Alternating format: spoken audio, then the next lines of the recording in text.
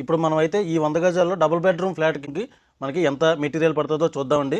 First cement బస్తాలండి 350 బ్యాగుల వరకు పడుతుందండి. Present ఈ సిమెంట్ బస్తా అనేది 300 రూపాయల వరకు మీకు కాస్ట్ అనేది ఉందండి. నెక్స్ట్ ఇసుక అనమాట. శాండ్ అనేది 120 టన్నుల వరకు మీకు ఇసుక పడుతుందండి.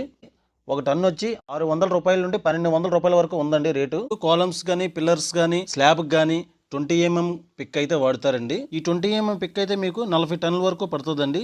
అదే బేబీ చిప్స్ అయితే కనుక ఫ్లోరింగ్ అది బేబీ చిప్స్ కావాలి కాబట్టి వారికైతే 10 టన్నుల వరకు పడుతుందండి. టోటల్ గా ఈ 3 రకాల కాంక్రీట్ అనేది ఒక 50 నుంచి 60 టన్నుల మధ్యలో పడుతుంది కాబట్టి ఒక టన్ను వచ్చి 1000 రూపాయలు ఉందండి. నెక్స్ట్ విషయానికి వస్తే ఇటుకలండి, ఎర్ర ఇటుకలు అనమాట. 7 రూపాయల నుంచి 15 రూపాయల వరకు కూడా కాస్ట్ అనేది ఉందండి. అంటే క్వాలిటీ బట్టి రేట్ అనేది ఉంటుంది అనమాట. 10 నుంచి 15 రూపాయల వరకు కూడా ఉందండి. ఇంచుమించుగా 12,000 వరకు ఇటుకలు అయితే మీకు పడుతున్నాయండి.